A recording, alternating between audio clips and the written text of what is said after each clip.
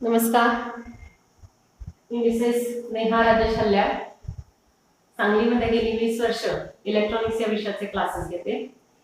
आता 10वी मध्ये आपली मुलं असतील तर तेव्हा तुमच्या लक्षात येईल की या सुट्टीनंतर 11वी 12वी सायन्सचे क्लासेस शोधत असताना, सायन्स मधले वेगवेगळे विषय घेत असताना काय नेमकं निवडायचं, अशा पद्धतीनं विषयांची निवड करायची, काय आपल्या मुलाची मुलीची आवड आहे हे जसं तुम्ही आवर्जून लक्षात घेता, इतरांचा सल्ला घेता, मार्गदर्शन घेता आणि मग त्यानुसार तुमचा हा निवडीचा प्रवास सुरू होतो. तर यामध्ये मला आवर्जून सांगायचं आहे की 10वी नंतर जेव्हा तुम्ही आर्ट्स, कॉमर्स, सायन्स यापैकी सायन्स स्ट्रीम निवडता तेव्हा त्यामध्ये अर्थातच फिजिक्स, केमिस्ट्री, मॅथ्स, इंग्लिश हे 4 विषय हे कंपल्सरी असणार आहे. म्हणजेच प्रत्येकी 100 मार्काचा हा विषय, एकूण झाले 400 मार्क आणि यातून राहिला 200 मार्काचा भाग, तो म्हणजे तुम्ही निवडलेल्या ऐच्छिक ऑप्शनल विषयाशी संबंधित. ऐच्छिक विषय काय काय घेऊ शकतो आपण, तर इथं आता मी सांगते तो 200 मार्काचा इलेक्ट्रॉनिक्स हा विषय. हा का निवडायचा, तर इलेक्ट्रॉनिक्समुळे एकदम तुम्हाला 200 मार्क कव्हर करता येईल. म्हणजे 2 वेगवेगळे 100 मार्काचे 2 वेगवेगळे विषय त्यांचा अभ्यास करण्याऐवजी एकाच विषयामध्ये हे तुमचं 200 मार्काचं गणित सुटू शकतं. कसं, तर 100 मार्क प्रॅक्टिकल आणि 100 मार्क थिअरी. तर थिअरी 100 मार्कांसाठी इथं तुमच्यासाठी अवेलेबल आहे. थिअरी हा 50 मार्क पेपर 1 आणि 50 मार्क पेपर 2, म्हणजे एकूण 100 मार्कांचा भाग थिअरीचा. त्यानंतर प्रॅक्टिकल हे 100 मार्काचं. यानुसार एकूण 200 मार्कांची ही परीक्षा. हाच भाग 12वीला फॉलो केला जाईल. थोडासा बदल प्रॅक्टिकल मार्कांमध्ये असेल, 80 मार्क प्रॅक्टिकल, 20 मार्काचा प्रोजेक्ट. तर या पद्धतीनं हा 200 मार्काचा विषय आहे इलेक्ट्रॉनिक्स, तो का निवडायचा याच्यासाठी काही जणांना अजिबातच माहिती नसतं, म्हणून मी हा व्हिडिओ आपल्यासमोर शेअर करते. त्याचं आणखीन एक नाव इलेक्ट्रॉनिक्स म्हणजे मॉडर्न फिजिक्स. हो, तुम्ही जो फिजिक्स, केमिस्ट्री, मॅथ्स हा विषय निवडणार आहात, म्हणजे एक ग्रुप फिजिक्स 100, केमिस्ट्री 100, मॅथ्स 100 आणि इंग्लिश हा 100 मार्काचा. एकूण 400 अधिक हा 200 असं 600 मार्कांसाठी तुम्ही तयारी करणार आहात. याच्यासाठी असणाऱ्या एक्झाम्स म्हणजे HSC हायर सेकंडरी एज्युकेशन हा जो भाग आहे, तर ती जी एक्झाम असणार आहे 12th स्टँडर्ड बोर्डची, म्हणजे महाराष्ट्र शासनाने घेतली जाणारी परीक्षा. त्यानंतर MHT CET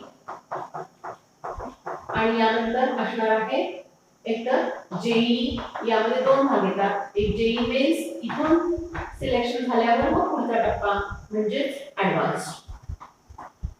त्यामुळे या सगळ्या एक्झाम मध्ये, सगळ्या परीक्षांमध्ये इथं तुम्ही देणार आहात फिजिक्स, केमिस्ट्री, मॅथ्स हा कंपल्सरी विषय. इंग्लिश बोर्ड एक्झाम होतात, इलेक्ट्रॉनिक्स बोर्ड एक्झाम. पण हा इलेक्ट्रॉनिक्सचा जो विषय आहे हा इलेक्ट्रॉनिक विषय म्हणजे मॉडर्न फिजिक्स आहे. त्यामुळे या मॉडर्न फिजिक्सचा उपयोग अर्थातच तुमच्या फिजिक्स विषयासाठी होणारच आहे. कसा, तोही भाग आपण समजून घेऊ. पण हे नक्की की जर तुम्हाला बायोलॉजीमध्ये इंटरेस्ट नाही म्हणून तुम्ही तो विषय सोडून इकडे तुम्ही फिजिक्स, केमिस्ट्री, मॅथ्स या 3 विषयांच्या बरोबरीनं जर अभ्यास करायचा विचार करत असाल तर त्याला म्हटलं जातं ए ग्रुप आणि त्याच्या बरोबरीनं घेतला जाणारा हा विषय म्हणजे इलेक्ट्रॉनिक्स 200 मार्काचा. तर एकूण हे 600 मार्काचं गणित मी इथे दाखवलेलं आहे. आता अर्थातच आपण जाणून घेऊया की इलेक्ट्रॉनिक्स हा विषय नक्की का निवडायचा, याचे कोणते कोणते फायदे आहेत. सगळ्यात महत्त्वाचं म्हणजे 2 विषय घेण्याऐवजी एकच विषय, त्यानुसार 1 subject it covers 200 marks. Correct, हा पहिला पॉईंट. म्हणजे अर्थातच इलेक्ट्रॉनिक्स हा मॉडर्न फिजिक्स असल्याचा फायदा काय झाला, तर फिजिक्स मध्ये पण याचा उपयोग होणारच आणि शिवाय 200 मार्कांसाठी सुद्धा. कसा तो बघू. तर इलेक्ट्रॉनिक्स मध्ये जे चॅप्टर्स आहेत, 11th स्टँडर्ड मध्ये मी काही चॅप्टर्स सांगते. यामध्ये सेमीकंडक्टर, यानंतर transistor, amplifier, oscillator, study of components, वेगवेगळे इलेक्ट्रॉनिक कंपोनेंट्स, हे जे चॅप्टर्स मी सांगते याचा उपयोग हा 11वी मध्ये नक्की आहे. फॉर एक्झाम्पल हे जे चॅप्टर्स आहेत, semiconductor, transistor, electronic components, for example resistor, capacitor, inductor, त्यानंतर ट्रान्सफॉर्मर, या सगळ्या कंपोनेंट्सचा अभ्यास तुम्ही इलेक्ट्रोमॅग्नेटिझम या टायटल खाली 11वी फिजिक्स मध्ये करणार आहे. हाही पार्ट इलेक्ट्रॉनिक्स मध्येच कव्हर होणार आहे. इलेक्ट्रोमॅग्नेटिझम, सेमीकंडक्टर टेक्निक काय आहे, ट्रान्झिस्टर हा कंपोनेंट कसा काम करतो, तर हे सगळं तुम्हाला उपयोगी पडणार आहे 11वी फिजिक्स. त्यानंतर amplifier, oscillator, modern electronic communication हा जो भाग आहे हा 12वी मध्ये आहे.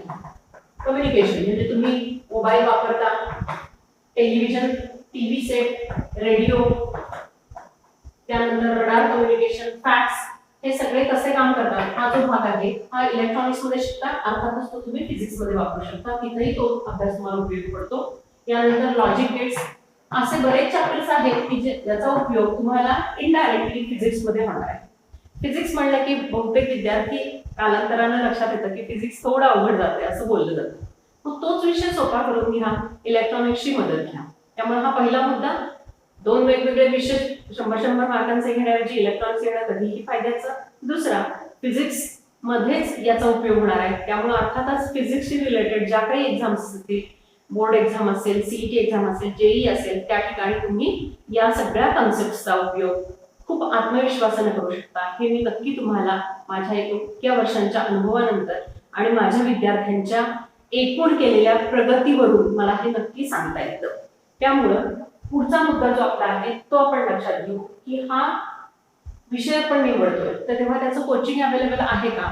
सांगलीमध्ये मी गेली 20 वर्ष हा विषय शिकवते, त्यामुळे नक्की लक्षात घ्या इथं कोचिंग अवेलेबल आहे. कसं तर पूर्ण आठवडाभर हा काही क्लास असणार नाही, फक्त आठवड्यातून 3 दिवस. कारण तुमचा मेन फोकस असला पाहिजे फिजिक्स, केमिस्ट्री, मॅथ्स, त्याला अलाइड, त्याला उपयोगी असा विषय तुम्ही घेतलात इन्स्टेड ऑफ मराठी आयटी या कॉम्बिनेशन किंवा मराठी जॉग्राफी या 200 मार्कांचा विचार न करता तुम्ही जर इलेक्ट्रॉनिक्स घेतल्याचा फायदा हा असा होऊ शकतो. फिजिक्स विषय तुम्हाला सोपा होईल. खूप कॉन्फिडेंटली तुम्ही फिजिक्स मध्ये चांगले मार्क्स मिळवू शकता. तुमच्या बेसिक कन्सेप्ट चांगल्या होतील. मार्कांपेक्षाही तुम्ही आणखीन जास्त चांगल्या पद्धतीने विचार करा की तुम्ही या सगळ्या कॉन्सेप्ट बद्दल खूप आत्मविश्वास बना. हा महत्वाचा पॉइंट मला अगदी आवर्जून सांगायचा आहे. त्यानुसार हे झाले सगळे चॅप्टर्स 11वी मधल्या 12वी मधल्या इलेक्ट्रॉनिक्स या चॅप्टर्सचा कसा उपयोग केला जातो. आणि कोचिंग तर सांगलीमध्ये जेव्हा तुम्ही बाकीच्या क्लासेसमध्ये अभ्यास करत असाल पीसीएमचा, तर त्याच वेळी तुम्हाला आठवड्यातून 3 दिवस माझा क्लास अवेलेबल आहे. आणि त्याचबरोबरीनं ऑनलाईन क्लासेसची सुद्धा मी आता सोय उपलब्ध करून देते. म्हणजेच सांगली बाहेरील जी विद्यार्थी असतील, महाराष्ट्रामध्ये कुठेही असो, तुम्ही ती लिंक त्यांना शेअर केली तर ते ऑनलाईन रजिस्ट्रेशन करून माझा क्लास जॉईन करू शकतात. हा कॉन्फिडन्स आला कुठून तर मी 20 वर्ष केलेल्या या कामाच्या अनुभवातून सांगतेय की आपल्या विद्यार्थ्यांचं हित करण्याची जबाबदारी आमची राहील, आम्हा शिक्षकांची. आणि त्यामुळेच आमच्या विद्यार्थ्यांच्या फीडबॅकवरून मी हा आवर्जून सांगते की हा विषय 11वी 12वी फिजिक्सचा उपयोगी आहे. पुढे तुम्ही इंजिनिअरिंग करणार असाल तिथं सुद्धा उपयोगी आहे. इंजिनिअरिंगची कोणतीही ब्रांच असू दे, त्या ब्रांच पैकी पहिल्या वर्षाच्या अभ्यासक्रमामध्ये बेसिक इलेक्ट्रॉनिक्स हा विषय असणारच आहे. एखादा विषय आपसूक तुम्हाला जमतोय, तुम्ही फुल कॉन्फिडंट आहात, तर नवीन येणाऱ्या विषयांच्या बद्दल तुम्ही अधिक जागरूक राहू शकाल. मिळालेल्या वेळेमध्ये तुम्ही तो अभ्यास करू शकाल.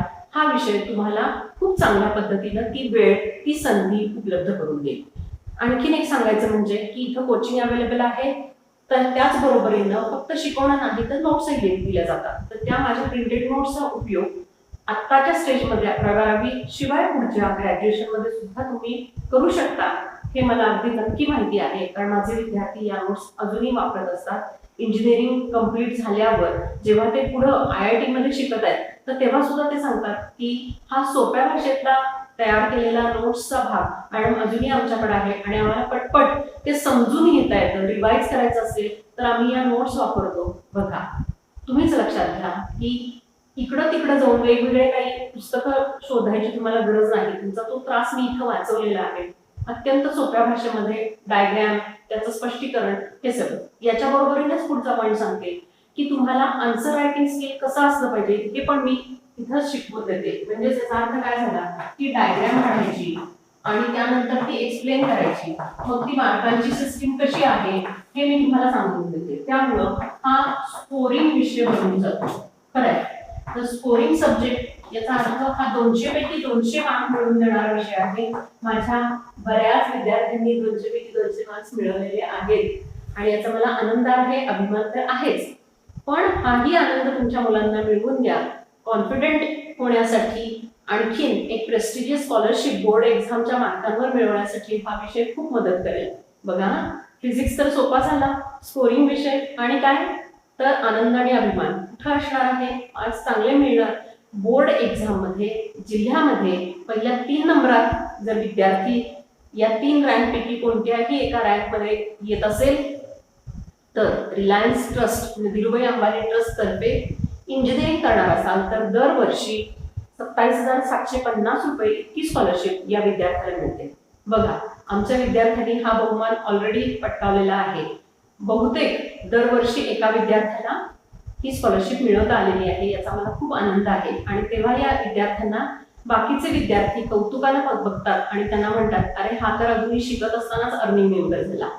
कशामुळं तर या विषयाच्या ज्ञानामुळं, हे बेसिक कन्सेप्ट त्याचे चांगले असल्यामुळं अर्थातच तिकडंही त्याला ही संधी स्कॉलरशिप मिळवण्याची सहज मिळून आली. बघा, तुम्हीच लक्षात घ्या हा फायदा. नोट्स स्कोरिंग सब्जेक्ट आहे, फिजिक्स मध्ये उपयोगी आहे, आणखी कमीत कमी वेळेमध्ये हा विषय शिकता येतो. म्हणजेच मी जसं मगाशी बोलले, आठवड्यातून फक्त 3 दिवस. तर हा झाला स्कोरिंग विषय. आन्सर कसं लिहायचं हा सगळा भाग. आणि यानंतर मी तुम्हाला याच्या वेगवेगळ्या संधी कोणत्या कोणत्या उपलब्ध आहेत हे पण लक्षात आणून देते. तर तुम्ही इंजिनिअरिंग करत असाल तर कोणत्याही ब्रांच मध्ये हा विषय बेसिक इलेक्ट्रॉनिक्स मधून असणार आहेच.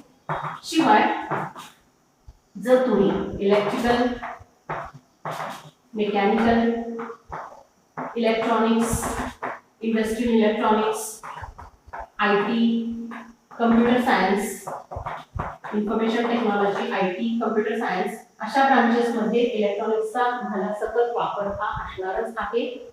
हा आता भाग तुम्ही सेपरेट नाही घेऊ शकत except civil engineering. Civil engineering पुरता फक्त पहिल्या वर्षाला हा विषय असू शकतो. इथंच तुमचा टोटल स्कोर वाढला की अर्थातच सगळ्या शिक्षकांच्या लक्षात येतात की या विद्यार्थ्यांमध्ये काय वेगळेपण आहे. इलेक्ट्रॉनिक्स हा स्ट्रॉंग पॉईंट आहे आणि त्याचा तुम्ही नक्की चांगला उपयोग करू शकता. तर या पद्धतीनं आपण हे लक्षात घेऊ की जेव्हा विद्यार्थी एकतर इंजिनिअरिंग करेल किंवा बेसिक ग्रॅज्युएशन करेल, BSc, BCA सारखे कोर्सेस, याच्यामध्येच post graduation, BSc electronics, BSc physics, तर नक्की तुम्हाला या विषयामुळं चांगला कॉन्सेप्च्युअल पार्ट शिवाय स्कोरिंग, आत्मविश्वास हे सगळंच मिळवून घेता येईल. तर जेव्हा आमचे विद्यार्थी IIT मध्ये पुढे पोस्ट ग्रॅज्युएशन करतात किंवा NIT तिथे जाऊन पोस्ट ग्रॅज्युएशन करतात, बेसिक ग्रॅज्युएशन करतात, तेव्हा ते अर्थातच टॉपला राहतात कारण या विषयाची त्यांना होणारी मदत. जेव्हा करिअर ओरिएंटेशनचा भाग येतो तेव्हा सुद्धा या विद्यार्थ्यांना खूप चांगल्या पद्धतीनं करिअर करताना मी बघितलेलं आहे. उदाहरण द्यायचं झालं तर Qualcomm सारखी इंडस्ट्री असेल त्या ठिकाणी आमचे विद्यार्थी आहेत. त्यानंतर इंटेल सारख्या ठिकाणी आज विद्यार्थी काम करतात. तिथं सुद्धा ते मला अभिमानानं सांगतात की मॅडम हा 11वी 12वी बेसिक कन्सेप्ट क्लिअर असण्याचा झालेला फायदा आहे. तर या सगळ्या गोष्टी लक्षात घेता जेव्हा विद्यार्थी एखादा प्रोजेक्ट करतो 11वी 12वीच्या फेज मध्ये, तर तो त्याला करिअरची एक दिशा मिळवून देतो. प्रोजेक्ट म्हणजे काय तर प्रोजेक्टचा अर्थ 20 मार्काचा हा प्रोजेक्ट आहे की ज्यामध्ये तुम्ही एखादं सर्किट डेव्हलप करू शकता. ते सर्किट जे आहे ते सर्किट तुम्हाला उपयोगी येतं ते 20 मार्कांसाठी आणि हा 20 मार्कांचा जो भाग आहे तो 80 मार्काच्या प्रॅक्टिकल बरोबर घेतला जातो. तर काही इनोव्हेटिव्ह आयडियाज तुम्हाला इथे डेव्हलप करता येतात आणि याचा तुम्हाला फायदा होतो.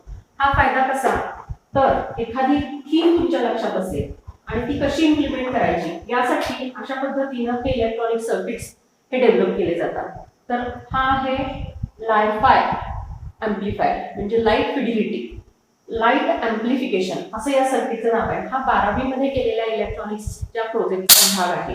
याचाच अर्थ की जेव्हा तुम्ही हे इलेक्ट्रॉनिक प्रोजेक्ट्स करता तेव्हा त्याचा फायदा हा तुम्हाला पुढं तुमच्या आयडियाज नवीन पद्धतीनं मांडण्यासाठी उपयोगी येतात.